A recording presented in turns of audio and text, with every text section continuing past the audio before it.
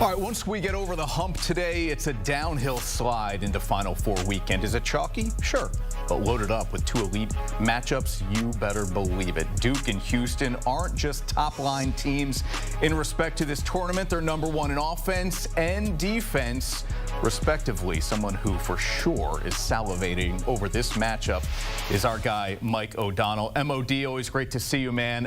We are in for one on Saturday night between the Blue Devils and Cougars, aren't we? It's going to be epic. It's the literal number one defense versus the number one offense. And this is, I understand there's a lot of frustration from the college basketball sickos out there about this being too chalky, but we are going to get the absolute heavyweight battle in the nightcap. And between Houston's defense, they're the number one scoring defense in the country, number one in defensive field goal percentage. And this is also Kelvin Sampson's best three-point shooting team he has ever had. So we already know that it is arguably his best defense he's ever had. Now we're getting his best three-point shooting team. Good luck getting 60 points against Houston. But now comes Duke. Duke put up offensive efficiency numbers that we've never seen. It's essentially the highest-rated offense in Ken Palm's history. We've never seen a team this efficient. One thing that's really interesting about Duke in terms of how Houston's going to defend them is how they can play five-out offense. They're not just relying on pick and roll. Anybody that knows anything about pick and roll defense with Houston, they're elite. But Duke can really spread you out, play five-out offense. Malawach is probably the most underappreciated post player in the country because of his passing ability. You already know about Cooper Flagg, Con Knippel, and then Tyrese Proctor just getting it done. This is going to be epic. I'm excited to see. I will say, though, that Duke, the closest team that Duke has played to compare to Houston is Auburn, right? And they beat Auburn. Auburn was coming off that gauntlet of Maui, and there's always kind of that Maui hangover that a lot of teams get after they win the Maui Invitational and go through that gauntlet. But Houston is a little bit more battle-tested than Duke. The physicality is going to have – this will be the most physical team that Duke is going to have to play against. And the X's and O's battle between John Shire and Kelvin Sampson, it's going to be a joy to watch. I can't wait. I want to talk to those college basketball sickos, as you call them. I'm sorry, are you not interested in watching the best versus the best?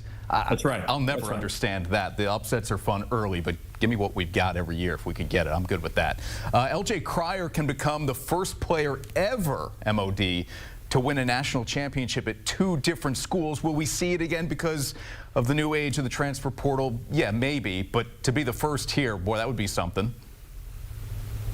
Yeah, certainly could be. I don't know if you're talking about a consistent trend, but it's way more of a reality than it's ever happened. And LJ Cryer came from Baylor, where he was good. And I think the system at Baylor was good for him, but the system at Houston is great for him. And because of his defensive ability, he has way more freedom on the offensive end with Houston's offensive system and their culture. He's stood it perfectly. It took him maybe a summer to get used to how intense Kelvin Sampson is, how locked in the Houston culture is, especially defensively, and then the off-the-court stuff. But I also see, we also have Elijah Martin in the Final Four, who now you have a player who played in two Final Fours on two different teams, right? So you got Elijah Martin playing in the Final Four in Florida Atlantic, and he's playing for Florida in the Final Four now. So is it a trend that's going to be a consistent thing? Probably not. It's just for the sheer fact of, Chris, if you brought it down to like the Sweet 16 or the round of 32, yeah. But getting to a Final Four with two different teams, my goodness, almost impossible, I think, even in the transfer portal era. All right, that number one defense has been preparing all week for the number one pick in this summer's NBA draft. Of course, that's Cooper Flagg. He's looking to become the first player since Anthony Davis to win the title and then go at the top of the draft. He'd only be the fifth player ever to pull off that double in the same year since the NBA-ABA merger. Cooper Flagg, obviously a huge difference maker in this season for Duke and in this weekend for the Blue Devils as well. What does he need to do, Mike, to be successful against this Cougars defense? Everything about Houston's defense is about taking away their best player, number one. And then number two, Houston survives off of their gap help defense.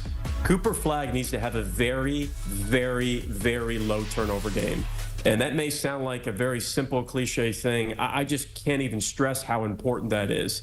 Cooper Flagg can't have 20 points, 7 rebounds, 5 assists, and 7 or 8 turnovers. That is a losing formula for Duke because of how quickly Houston can go from a steal turnover into their fast break offense. They're one of the most efficient transition offensive teams in the country because of their suffocating defense and their spacing and transition offense. So I know on the surface you say, hey, don't turn the ball over. But keeping that turnover number under 4 for Cooper Flagg, paramount in that matchup. All right, not an easy task against this Houston defense. Mike O'Donnell with us here on HQ. Thank you, man. The odds to win it all in Duke's favor. Plus money still at plus 105, followed by the Gators, Cougars, and Tigers.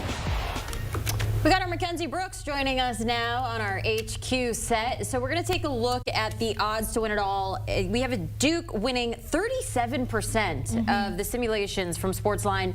What have you seen from that squad that aligns with those odds? And the craziest part is, like, 37 compared to plus 105. Plus 105 implies almost 50% chance. Right. And I thought we were high on Duke. Clearly, you're seeing odds makers feel the same way here as well. Crazy to see a 1 seed so favored against just 3 other 1 seeds, right? But there's so much to like about this team, not a lot to dislike. You saw Mike talk about it. The only thing potentially working against this team is the turnovers, right? We have them projected for 10, Houston only for 8. That could be the one deciding stat category that we see if they potentially go down in the Final Four. But we even like them if they make it past this Houston team against Florida, who has been relatively sloppy in March specifically, so not as concerned about that turnover battle once they hit Florida, who we think will beat Auburn this weekend. Okay.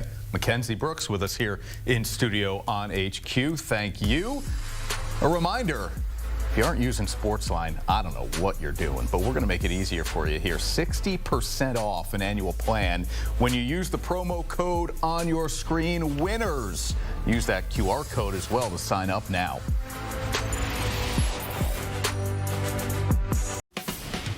You need your sports news all the time. We've got breaking news to bring to you. CBS Sports HQ gives you a snapshot of all the sports that matter to you. Big news coming out of the NFL. A lot of movement in the rankings this week. With highlights. What a finish at the final round of play. And in-depth analysis. Can they three-peat? Tony Romo joins the conversation. What can you say about this game? When you need your sports in a snap. We're bringing you that breaking news right here on HQ. Find it on CBS Sports HQ. Streaming free anywhere you are.